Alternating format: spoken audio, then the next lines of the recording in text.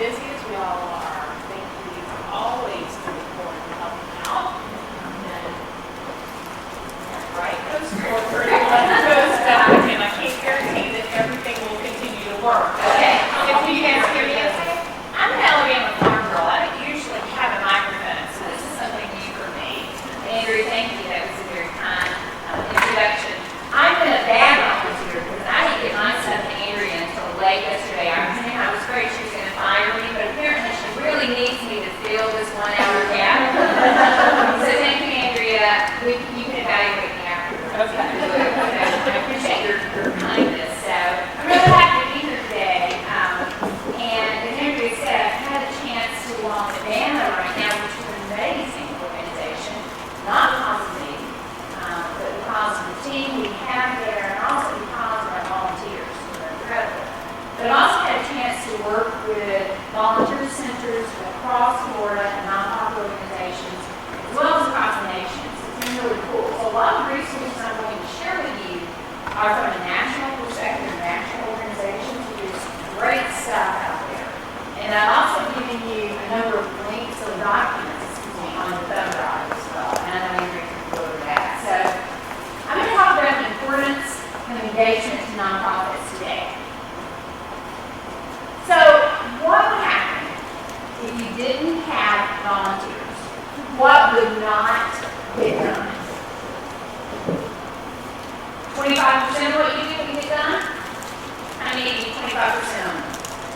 50% wouldn't get done of what you do? 75% of what you do would not get done. There you go. Anybody higher than 75%?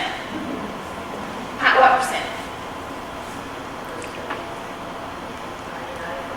95%? Manette, how many? 99.8%. Yeah, I was going to say, that's speaking from the staff and how many people? Less than one full-time day. You have less than one full-time. So you say 100 grand. Wow. Wow. Well, for us at MANA, because I'm very fortunate to have two great team members in the audience right now. Sherry Jones has been with us. Sherry, how long have you been with us? 14 years. Holy cow. And Sherry is our current volunteer coordinator. And unfortunately, that's one of the jobs Sherry does, which is a challenge in a lot of nonprofits, including at MANA, is that Sherry doesn't focus 100% of her time on volunteer management, but instead she has focused some of her time on that. And then Joanne Holanski, who is our outreach manager, who's only been with us how long now, Deb? Since March. So good. So she keeps coming back, and I think that's a good sign. And part of Joanne's job is sort of the oversight of the volunteer management. But that is one of about, unfortunately, 5 or 6 other duties that you have to do. So at MANA, we have this challenge that we have all these volunteers, and we have a very small staff as well, 7.5 FTEs. Volunteers are giving, on average, 440 hours a week. 440 hours a week to MANA. And we don't have a full-time person dedicated to it. So it is a challenge for us and something we continue to work on. While volunteers are valued and very important to us, finding that money to dedicate a full-time staff person to that is challenging. And I wanted to acknowledge that because many of you, in fact, how many of you actually do have full-time volunteer managers? Oh man, it's wonderful. What organization? Ronald House, one of their favorites. Okay, how about you? Habitat Community, wonderful. Anybody else? Andrea, yes, you sure do. And that person is? Lindy. And anybody else? Yes, ma'am. Head Start. Head Start, good. It's part of my agriculture. Part of them, 100%. Yeah, so good. That's wonderful. That is, unfortunately, I hate to say this, that tends to be a rarity with nonprofits. And that's not just locally for us, that is nationally. It's hard for nonprofits to find the money, or we think it's hard for us to find the money, and dedicate the money to a full-time volunteer. Now, tell me what about this. Volunteers are free. Anybody think volunteers are free? No. Volunteers cannot be used for any potentially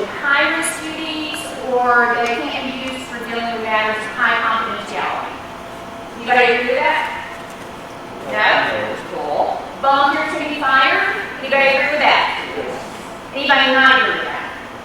Who's fired volunteer before raising?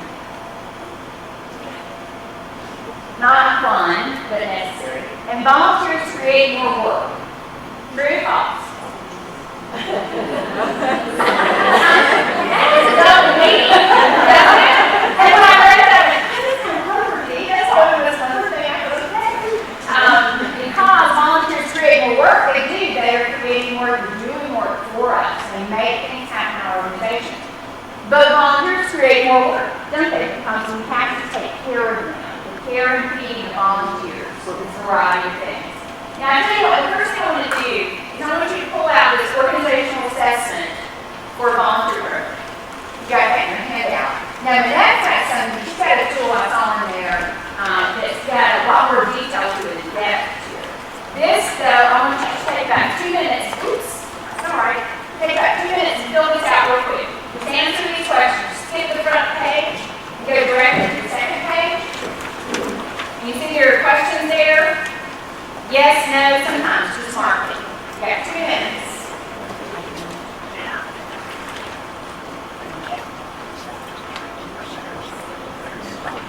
And by the way, we're not taking these up, so be perfectly honest, okay? You don't have to share it with anyone.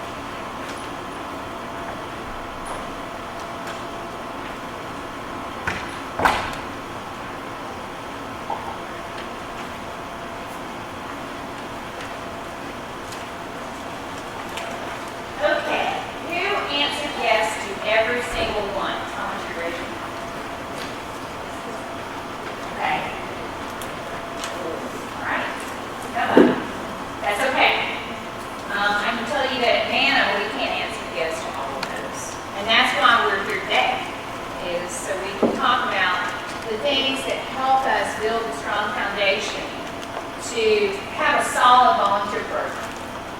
And volunteer management is Nelson. I'm glad I was here to listen to his talk. He has some great things to say.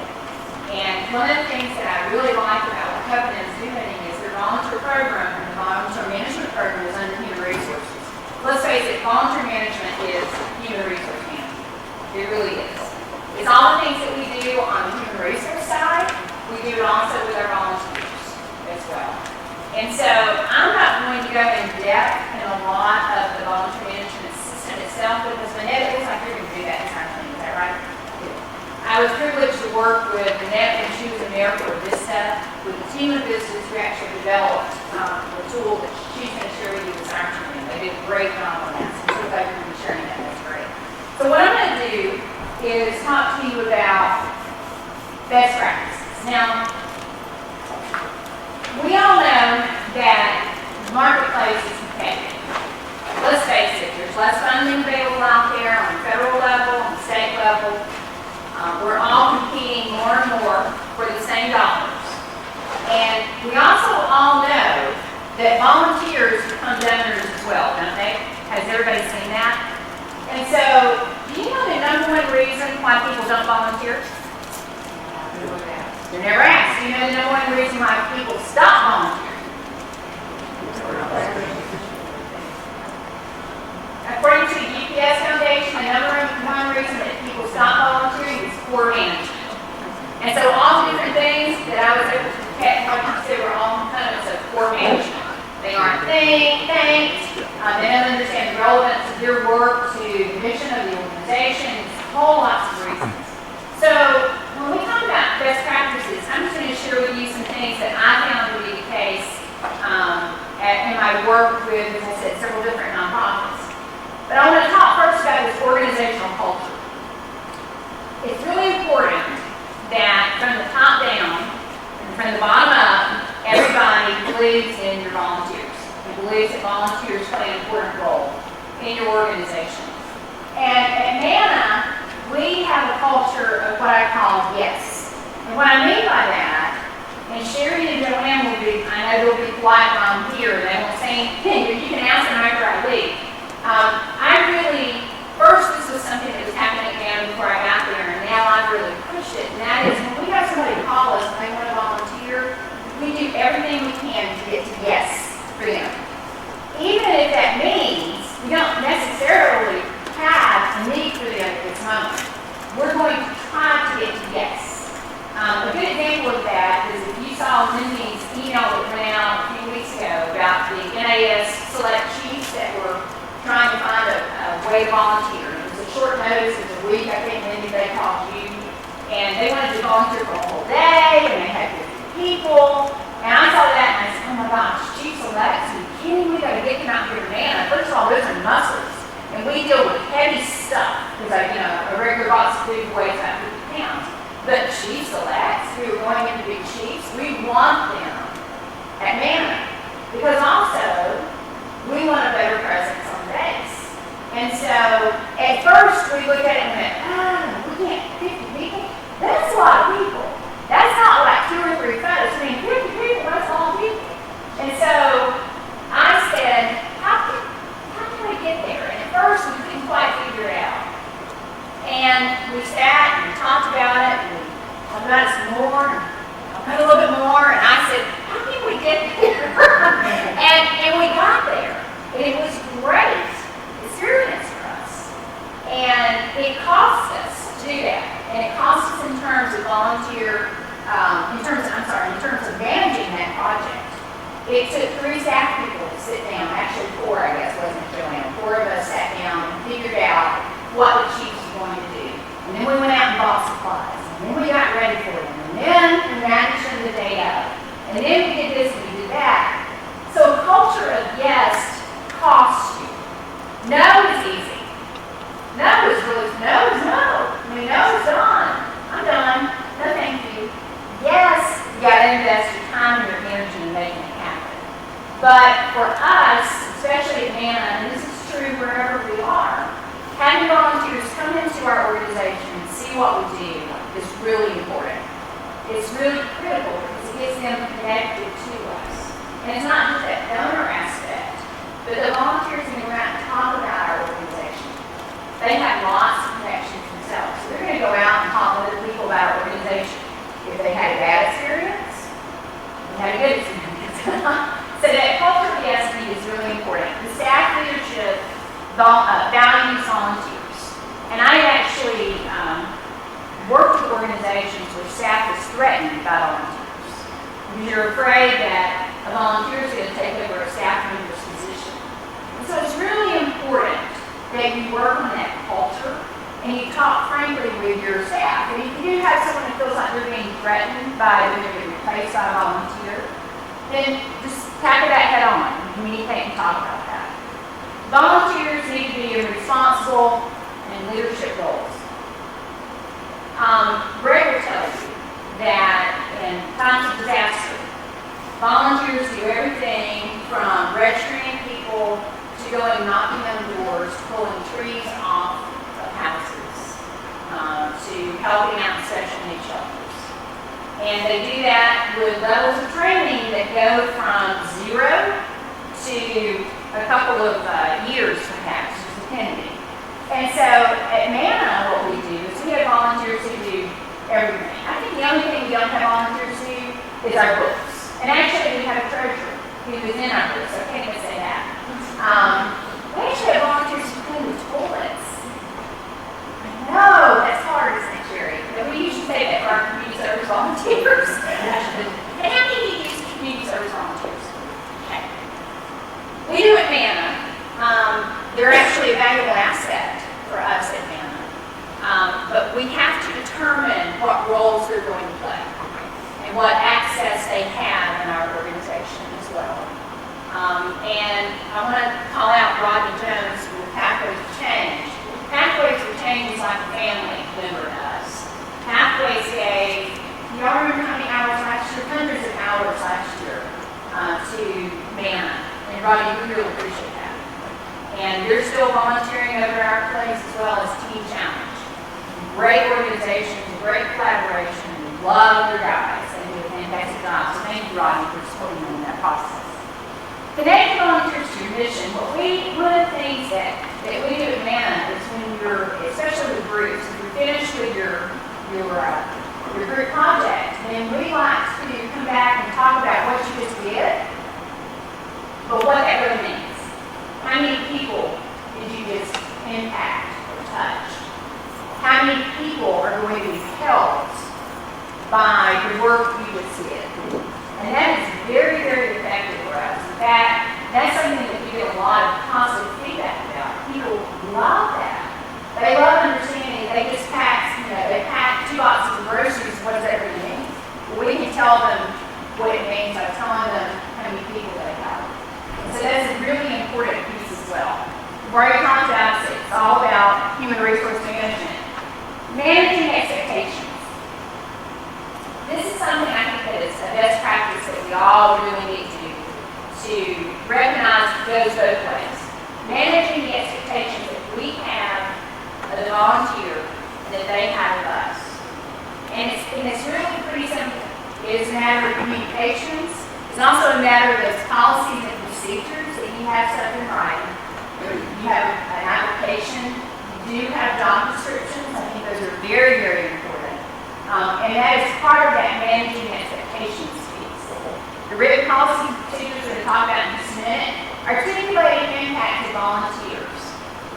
What we do, Joanne is in charge of our monthly newsletter, and we actually, thanks to reports that Jerry provides, we can tell you how many volunteers volunteered the month previous, and we put a dollar value of that based on the independent sector. Is everybody familiar with the independent sector? Okay, great. And so that really works great for us, and I use that. Sheila, you were asking about you were asking Dell about that. I use that in grant reports. I use it when we're talking to United Way, and I use it with our donors as well as prospective donors. So for us, it really, and I use it to talk to our board members also about the importance of volunteering. Communications. And this is something I'll talk about in just a minute, but volunteers need, just like I need communication, volunteers need us to be able to be open, to talk with them, to hear their ideas, or just to simply spend a few minutes with them. And that takes a lot of time. But it's really important that we make opportunities for communication. And that can be done through delegating the survey, satisfaction survey, can also be done in simpler ways, like just, again, visiting with your volunteers for a few minutes, going out and see how everybody's doing, find out if they're liking the things they're like. And if they're not, what are you going to do about it? What's your plan to take care of it? And then risk management. Anybody have a risk map? Greg, don't even start. Does anybody have a risk management policy in place for volunteers? We just developed a reporting system, mechanism. And I want to say it's really important to think that through about how people will communicate if they're injured while they're volunteering with you, or something happens that's not, that could be a risk. I'll give you an example. We had one of our volunteers, Al, who was volunteering with us at the pantry the other day, and he went to sit down and the stool slipped out from under him and he went face first onto a counter and hit his head. Well, we didn't even know about it until he was leaving, so he didn't think it was a big deal. We found out the next day, he called and said, hey, a lawyer called me, yes, about the fact that I hit my head at Nana, and I just told him, well, I'll tell you what he told me. But anyway, he said, don't worry about it. I mean, good grief. How in the world did a lawyer find out that he hit his head at Nana, right? So what we've done is, first of all, we filled out an incident report. And then we also checked back with Al to see how he's doing. But also, Sherry had to talk with our volunteers who might have witnessed the whole process to see what happened. And then, last but not least, we've taken steps to alleviate or to rid ourselves of that risk. And it was some simple things that we did, but it was putting a new rug down. And it was doing a couple of things to the environment to mitigate that risk. So that is really important. We have a higher risk factor in a lot of ways, I think, at Mana and the Bay Area, of course. We're operating warehouses. And people are lifting 50, 60, 70-pound boxes of food. But Humane Society, you're probably got 50-pound bags of animal food, dog or cat food. And so, we just had to think through those risks. Okay. You also know about independent sector, then you know that right now, the dollar value per hour of volunteer time is $22.14. Yes, sir. I know they You're not going to talk about risk management, are you, Greg? No. Okay. Yes, sir. I know they also publish Florida state-specific rates. How do you justify using the federal rate when we have a Florida rate? And the Florida rate is lower. What happens is with independent sector, and you can go see independentsector.org. Greg's right, they do publish it by state. The Florida rate is lower. Do you remember what it is, Greg? It's 19 or yeah. We just use the federal rate, and I don't really tell you the truth, I don't worry about it. Andrew, what do y'all use? Do you use the state rate or? We use the federal rate, except for on our DB2, because United Way Worldwide dictates the rate of the volunteer hour. But what I would encourage you all to think about is you need to know what your justification for that use is. When I think about independent sector, they're probably one of the most respected and most published rates of volunteer service or management. And the other side of it is, how many of you use alternate spring breakers? We're in Florida, right? How many of you have family members who volunteer when they come down to visit? You have a lot more by way of national volunteers than you would possibly imagine. You should probably track it and think about it. But my justification on it is, number one, that's one of the most respected and referenced sources. So I try to utilize ones that people are going to be familiar with. And then number two, we do have, as Lindy can attest to in her short time with us, alternate spring breakers, visiting family members. So we have national volunteers. I am not about to try to go look at every single state they're coming from and get that volunteer rate. I want something that my donors and my partners can understand, but I also have to have that thought process already in place so that I can justify what it is, why I'm using that rate. And that's been the case from Rama House, newspaper and education, whatever it may be, forward. Thank you, Andrew. Thanks for bailing me out of that. Okay, so the reason that we need to, let's talk about policies and procedures for a minute. How many of you have written policies Greg, I appreciate you so much because here's what Greg just did. So on a scale of 1 to 10, with 10 being the best and 1 being the worst, how many of you are sitting at 5 on your policies and procedures? Oh, you're honest. How many of you are sitting below 5? Raise your hand. Okay. How many of you are at 7 or better?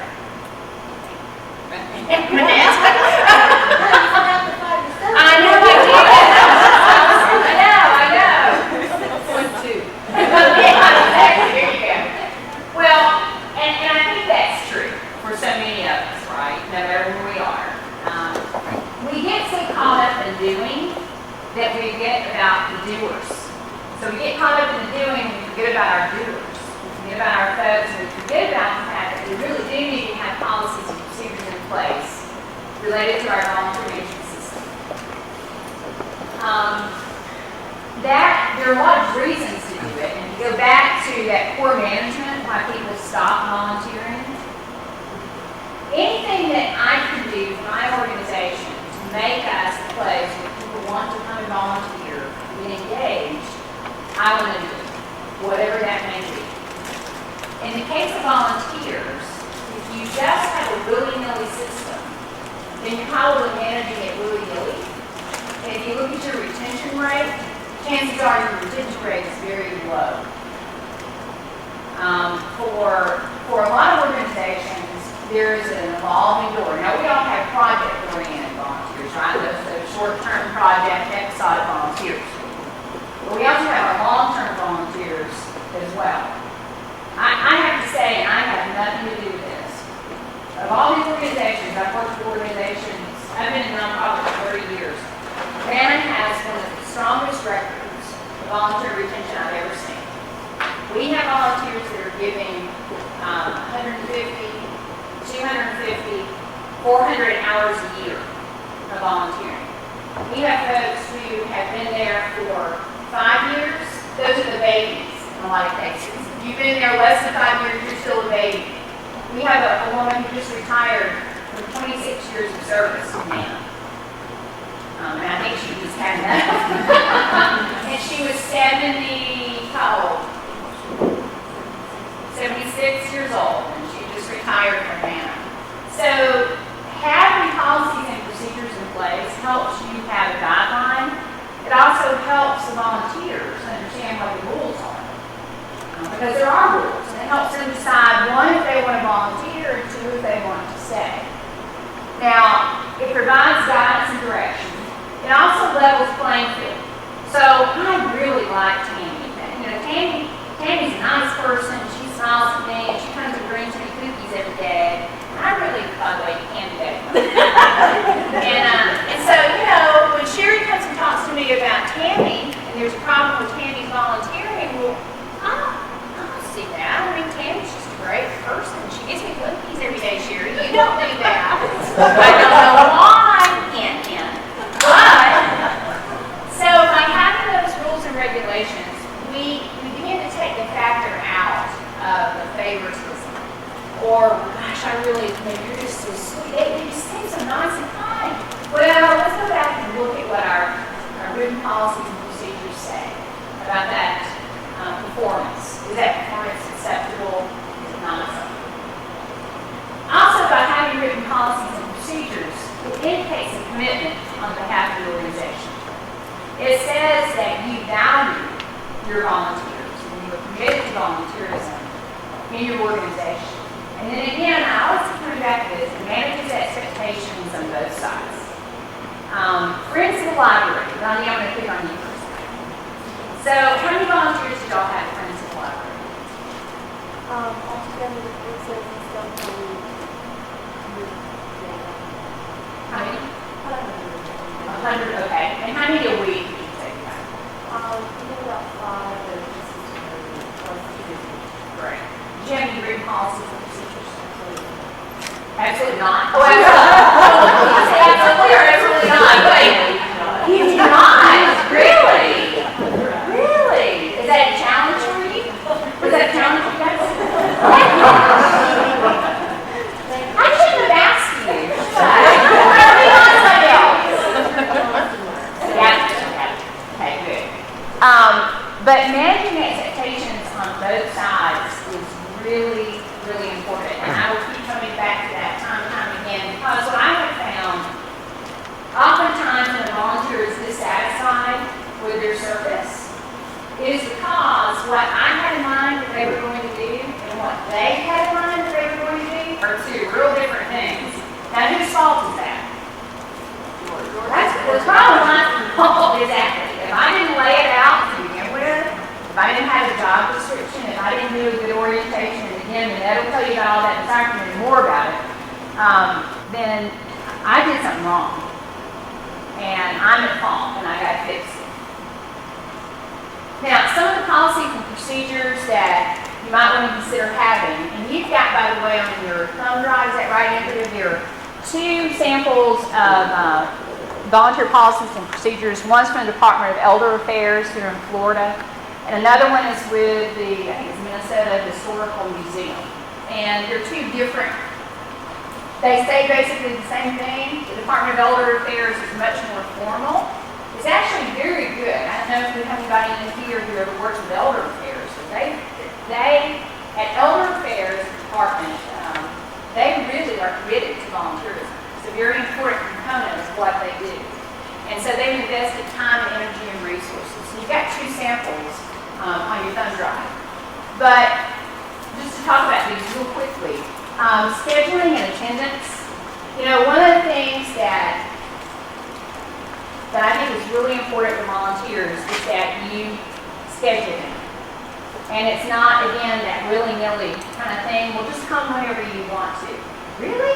Just come whenever you want to? I don't think so, because I've got to manage that, right? So coming whenever you want to also says to them, well, yeah, is it really important to you? I mean, honestly.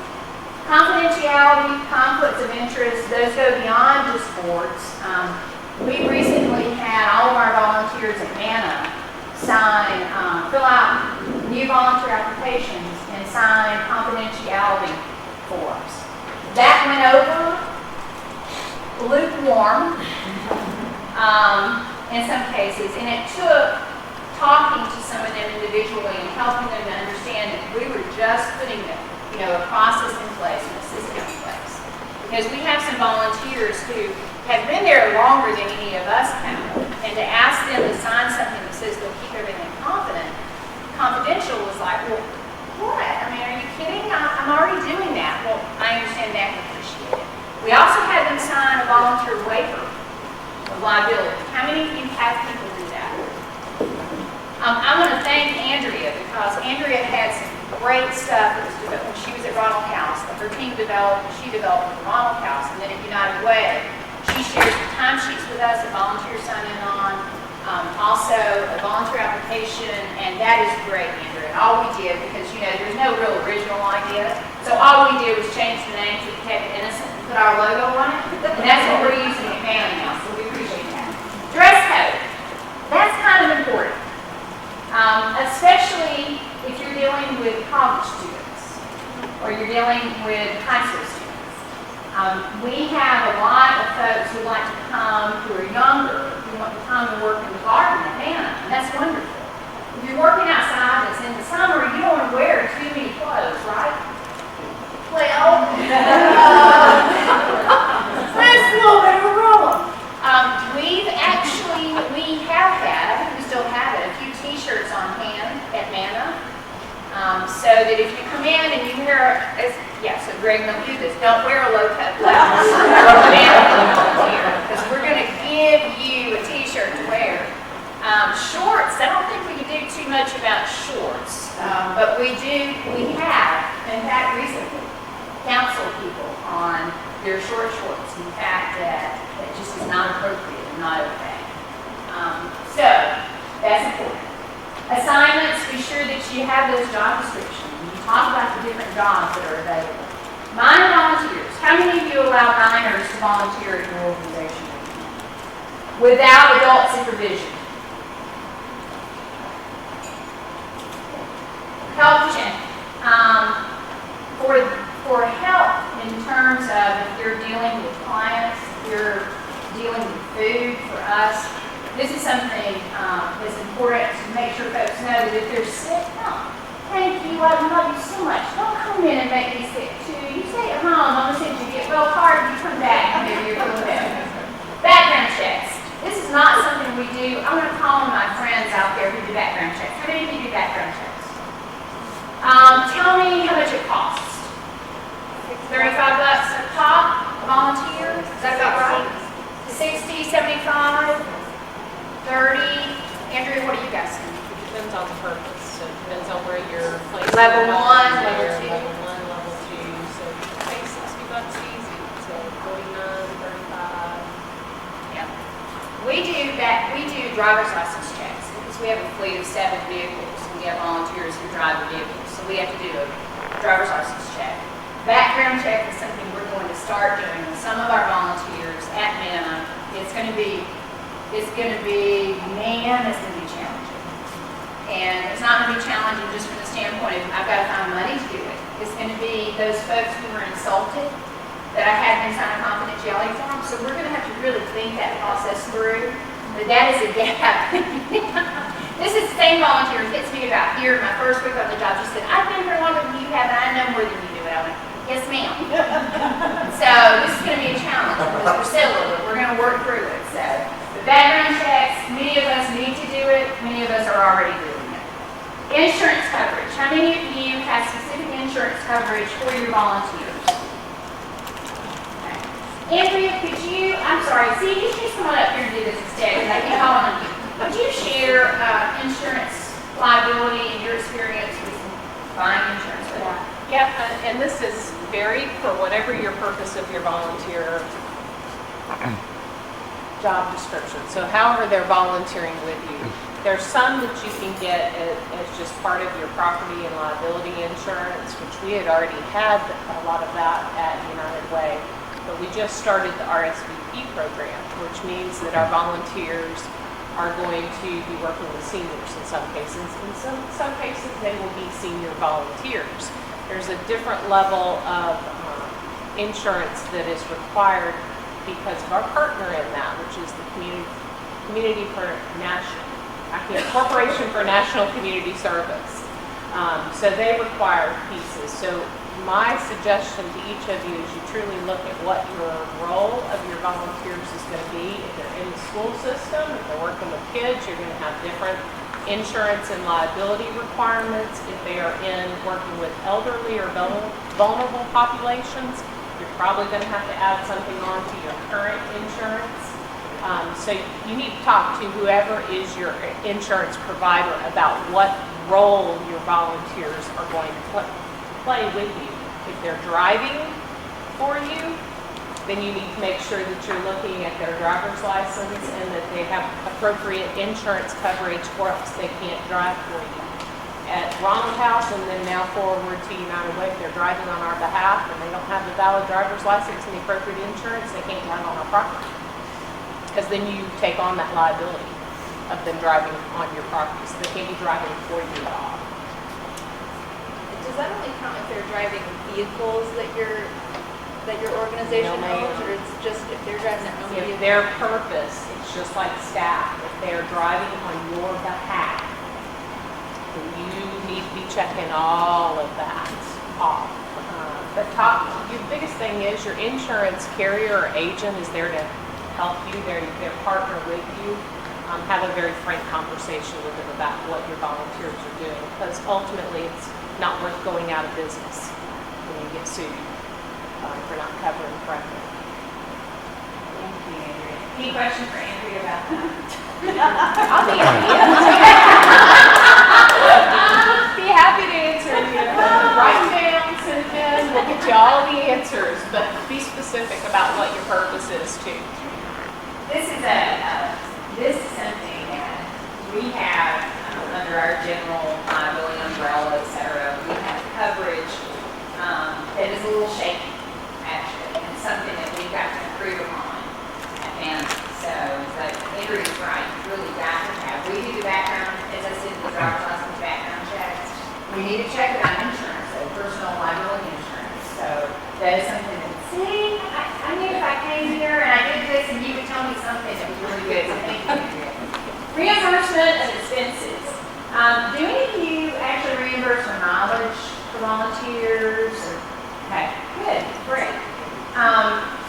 You just have to think about that if you're going to do it, going to policy for it. I think the federal rate right now is 55 and a half, is that 55 right? and a half. Only our federal government can do that. So 55 and a half cents per mile for reimbursement. And reimbursement of expenses can be more than just mileage. It can be all sorts of things. For those of you who do how many of you do background checks? How many of you actually charge a volunteer to do background check? Okay, a couple. We reimburse after 100 hours. So you reimburse after 100 hours. Cool. And how about you guys? We do not reimburse. And what organization? Our gateway. Art Gateway. Okay, great. And you don't reimburse. We actually charge our staff too, and then reimburse them after 90 days. Okay, so you charge staff, but you reimburse staff after 90 days. And that's like $100. Okay, great. And what level? You guys are doing a level 2? Yeah. Y'all are doing a level 2. Okay, great. Good. Okay. Successful practices and policies. I want to hear from you about what you've seen that works for successful practices and policies in the field. Because I can stand here and talk about things that I've seen. And I'm going to do lessons learned in just a minute, which could be actually about 10 slides, but you'll have to know it's only one. But tell me some of the successful practices and policies that you've seen, whether you've got it at your organization or somewhere you volunteered or something you know. Yes, ma'am. Recognition. Can you explain Recognition. recognition? Tell me about that. Just that people will feel a lot more connected to your agency or more grateful for doing it. And so you guys, how often do you recognize? Formal recognition. Previously with my agencies, we did annual things, but that's something I'm changing. Oh, very good. Okay, who else? Greg. The American Red Cross have a great and very formal volunteer policies and practices during my service with that organization that really apply to every one of their chapters in that field. Good, very good. So you had that consistency across the way. Okay, great. Some opportunity for localization, but most of it was in template. Good, thank you. All right, who else? Yes, sir. I think, I looked at volunteer orientation. Volunteer orientation. Oh man, that is so important, isn't it? It really kind of lays the understanding for them about who you are and what you do. And it's a way also for you to get to know them a little bit better too. So it's very important. Volunteer orientation is so important. Different from volunteer training, right? Because the orientation is simply just the orienting. Training being you're giving them some kind of skill set, you're helping them sharpen the skill set. Anything else? Any other successful? Yes, ma'am. Just being prepared for your volunteers when they show up and having a meaningful task. Okay, so just being prepared for the volunteers and having meaningful tasks for them to complete. Great. And how do you get prepared for House for volunteers? Every day. There's so much to do at home, so I never have a problem getting a volunteer and go through. Does anybody use task sheets where when the volunteer comes in, you give them a sheet and say, here are the things that we need you to accomplish today? Anything like that? Yeah, I think that's really good. It's very good for projects too. Because what can happen is you can get in 10 to 25 to 50 people in a project, and they want to go to work like that. And rightfully so. They don't want to stand around and wait for you to do this 10 group of people and then do this 10 group of people and then do this 10. And so doing those task sheets, I think is really important, which is just think of it as a to-do list. It's a honey-do list. These are the things you're going to need to do. And helping develop project leaders or even volunteer leaders who can sort of be the voice for you and also for the volunteers can be very important as well. Does anybody use project leaders? Good. You just need to go to the bathroom, take a break, back later. So, anything else? Any other successful policies and procedures? Yes, ma'am, yeah? One of the biggest problems that we have when I first arrived was that we had a huge waiting list of students who needed to be matched up with tutors and we didn't have the tutors. And so in listening had, that had been around for a while, we were able to realize that something was getting in the way of us recruiting more volunteers because the time it took to train them was over 2 weekends of time.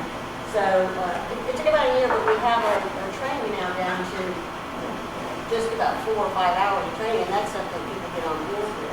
Because originally, and for forever in the past, the training team was trying to teach our volunteer tutors everything they could possibly need to know to teach every kind of reader out there. And that's not who they were going to be matched up with. They were going to be matched up with one type of reader. So we said, let's just train them for the person that they're going to be matched up with.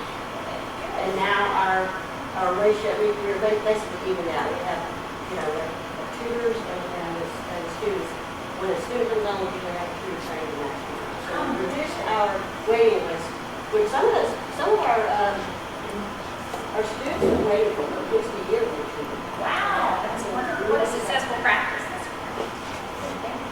Fantastic. All right, I'm going to go to lessons learned real quick because y'all are getting restless and I don't blame you. So I'm going to tell you about uh-oh. This is one of those nightmare stories that you never want this to happen to you. So my husband and I were living in Tallahassee, Florida, and we got this phone call, and Paul's parents were here. His dad had a heart attack, and they needed us to get over here, and he was in the hospital, and I'm going to tell you which hospital. He was in the hospital. Well, this was after Ivan, and so to get from Tallahassee to Pensacola, you had to take some back roads and intersect out, it's just, it was horrible. Plus, the cell phone towers were not functioning, as all of you may recall if you lived here in Pensacola after Ivan. And so we were without any communications to family for probably the last 2.5 hours, probably the last hour and a half of the trip. The last thing we heard was that he was in the emergency room still, and then we kind of lost connection. So we get to the hospital and we get to the reception desk. And as we know, volunteers are critical in hospital-based, businesses or nonprofits. We walked up to this volunteer and we said, hi, we're here. My father was brought into, my husband says, my father was brought into the hospital through the emergency room. His name is Paul Feinlacher. She looks up at us and goes, okay. She starts flipping through pages. That's all right. She's got to find what computerizes pages. Well, I'm not finding it. You're not finding it. And Paul's like, okay, well, it's F, L, we spelled it and everything. Okay, she flips again. I don't see him here. And we said, Paul, P-A-U-L, that's right. Then she, on the very last sheet, and she goes, uh-oh.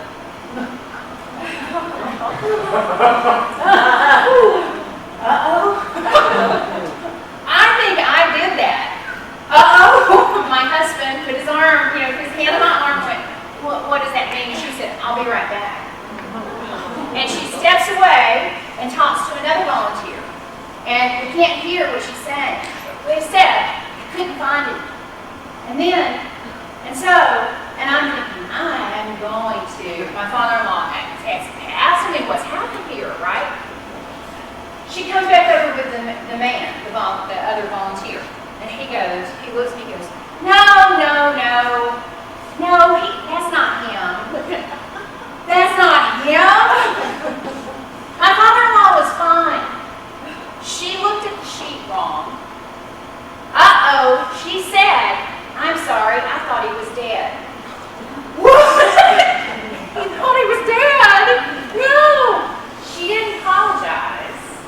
She gave us the room number. He was fine. By the way, he lived to be 7.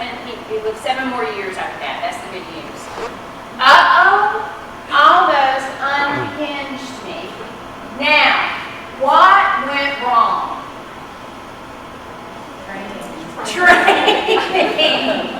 Training probably went wrong, right? Evaluating her.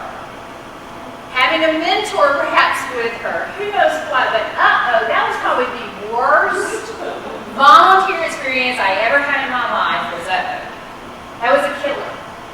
Investing time. At Nano, we do service every day at the main pantry from 2 to 4:30.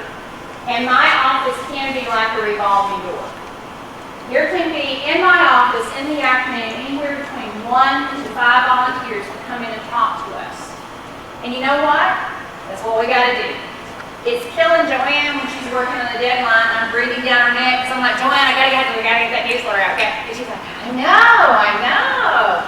But we have to make the time for the volunteers. Right, Joanne, it's okay. You can admit it. It's all right. It's true. It's true. I'll But- never use the word Please don't ever use the word Thank you very much. So what? And the so what piece is that reflection or that conversation at the end of the volunteer time when you talk about, again, what did they just do? What does it really mean? And I don't know how deep the next one we get into reflection this afternoon, but so reflection can even be not just talking about, in our case, manna, what you just did, but taking the opportunity to talk about hunger in the community and the problems that hunger creates for our community and how we can work together to solve that problem of hunger. We need a warm body, and just a warm body just won't do. I don't think there's ever a time when just a warm body will ever do. And it's taken me a while to figure that out. It used to be that I thought, well, if I just have somebody here, I mean, how hard is it to direct traffic? Well, guess what? It's hard to direct traffic, especially when somebody wants to park there and you can't let them.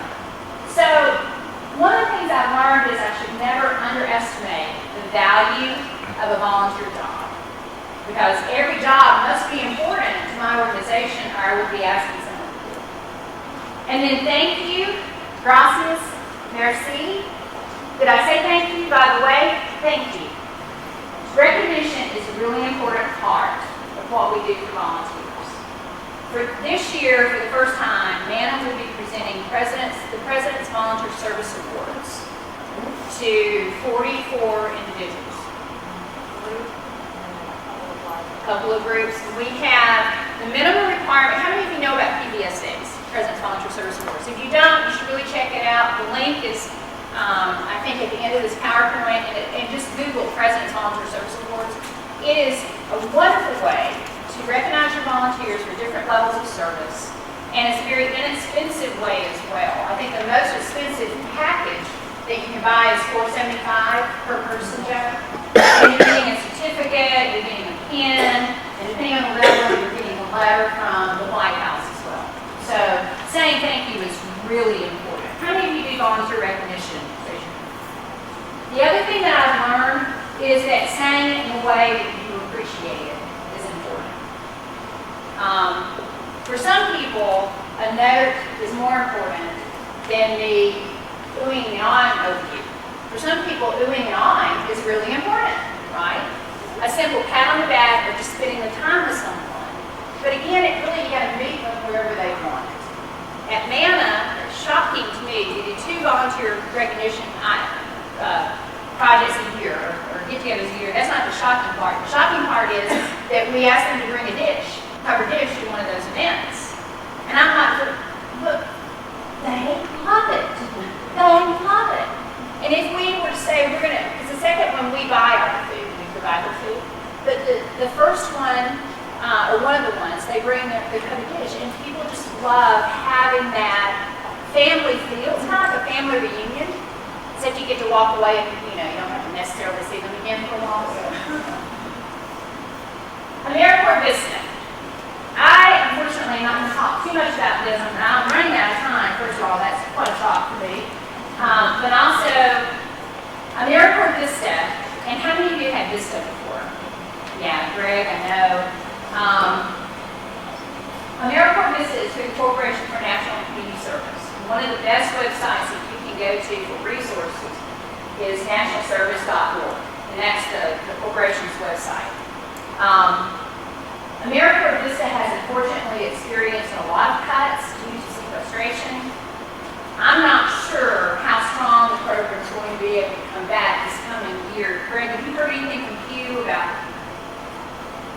Any of you know of a great volunteer that wants to become a VISTA? I've got 3 vacancies that I've got to fill very shortly. It's seems to be robust. Good, good, good. And AmeriCorps Vistas are doing capacity building. There's a minimum, is there a minimum still, Greg, of 3 people that you have to place? I don't believe that they're enforcing that. However, they really prefer 5. They do prefer 5. AmeriCorps Vista is a great resource, as well as AmeriCorps. And state AmeriCorps programs come through Volunteer Florida. And that's volunteerflorida.org. That's the Governor's Commission on Volunteerism and Community Service. So if you want to learn more about AmeriCorps Vista, or you want to learn more about AmeriCorps programs, that's a whole day section, and I'm certainly not the expert, but I'll be glad to help you any way I can. Volunteer program costs. And Andrea, I'm almost done, I promise. That's okay. You're doing great. This is just a worksheet for you, consideration of some of the costs related to a volunteer program. I'm also going to pass around, because I found this resource this morning, it's lucky to have it after I gave Andrea all my links and stuff. This is actually a great booklet that talks about everything from planning your volunteer program to writing job descriptions. Again, the next going to give you some good stuff. This will just reinforce it. If you do want to get a copy of this, we've got labels that have the link. Just pull a link from it. So, okay. All right. So the program cost, you need to think about staff that you're devoting to that, and even if it's just a part-time.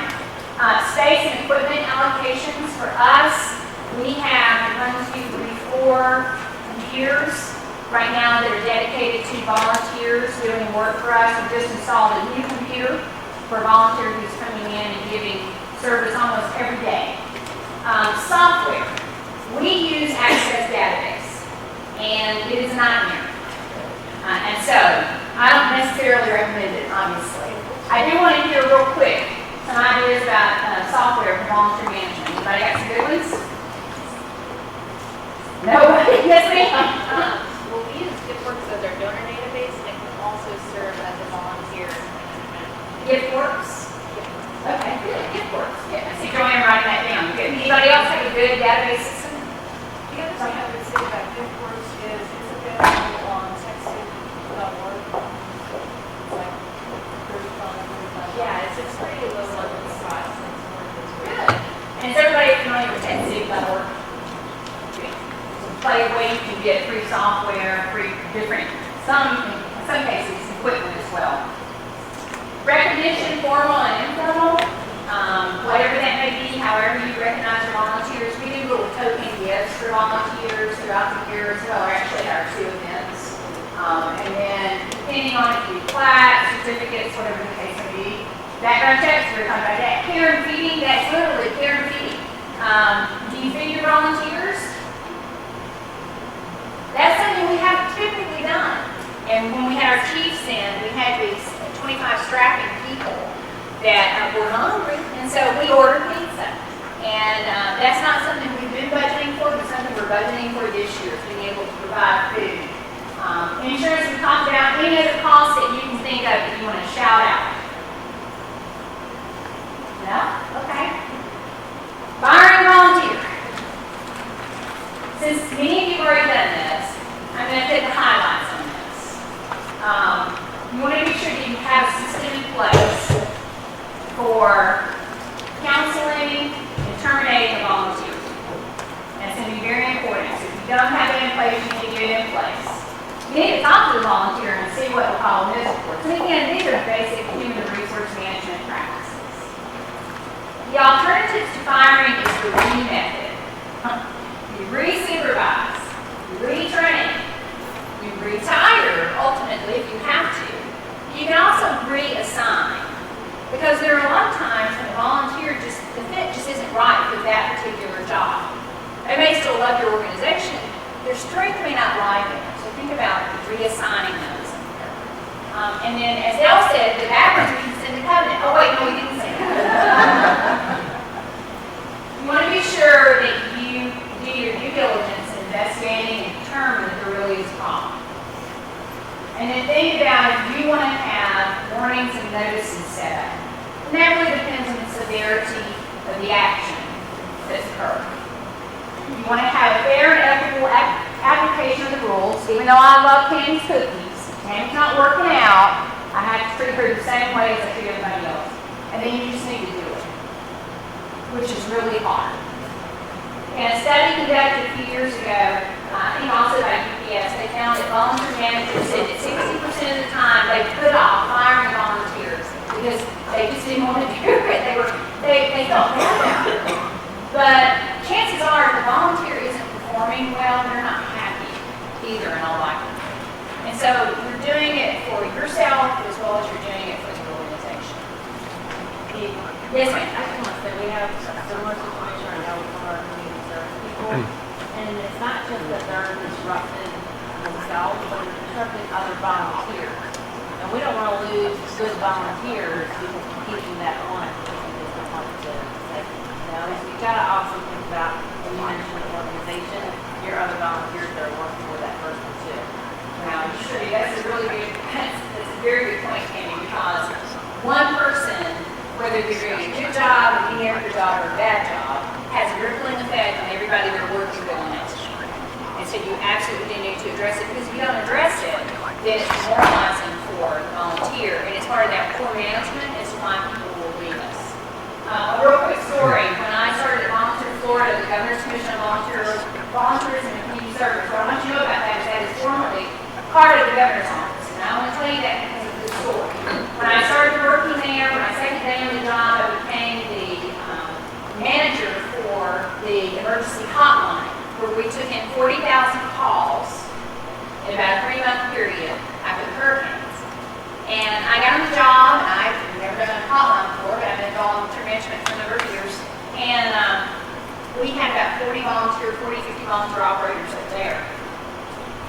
My first day on the job, one of them comes to me and says, "We have a problem." Now, as a volunteer manager, you love hearing that, don't you? We have a problem.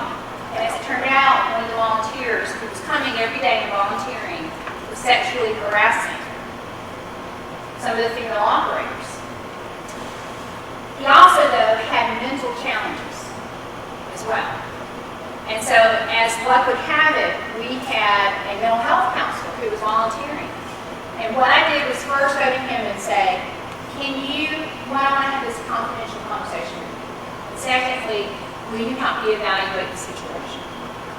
And then thirdly, can you counsel me on what do you think is the best thing to do for him? Can we fix this problem or not? So we took some steps. This all happened, by the way, in the span of 2.5 days. We took some steps to try to remedy the situation. Unfortunately, the young man did not change his behavior, and so I had to let him go. Now, when I went to tell our CEO, Wendy Spencer, who reported to the governor that I was going to fire a volunteer after I'd been on the job for 1.5 days, let me tell you, her eyes got this big, and she's like, "Well, let's sit down and talk about it." And fortunately, I was able to outline the steps for her as to why we did that.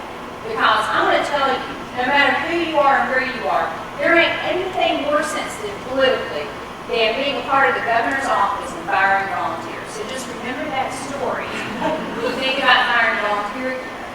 And I have to tell you that this young man, when I finished terminating him, he said, "Thank you." And he left. And we never had another problem for the rest of the time.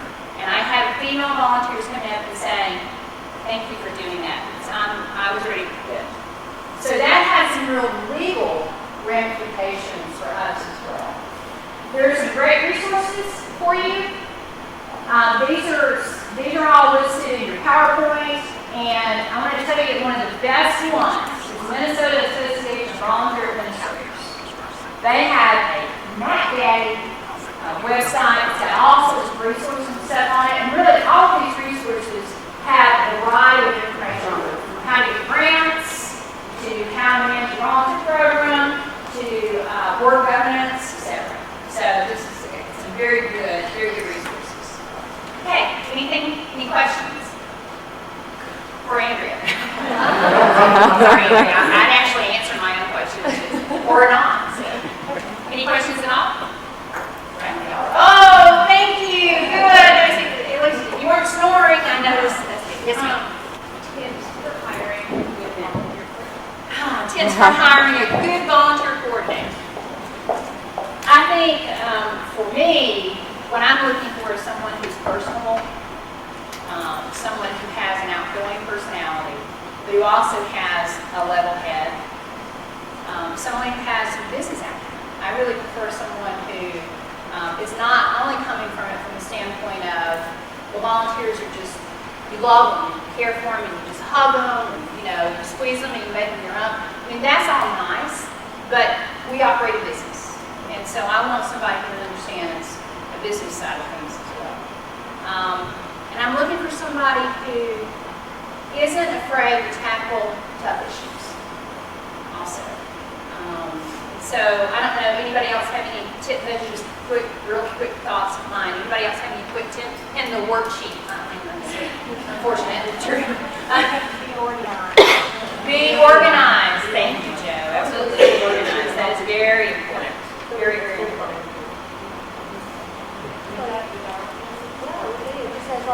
Anybody else? I want to call, oh, yes Oh, ma'am. I was going to comment on that. Yeah, please. Not hold back, so never mind. What's that? I lost my train of thought. Oh, did you? I want to just say, Lindy, and I should have said this earlier when we were talking about national services.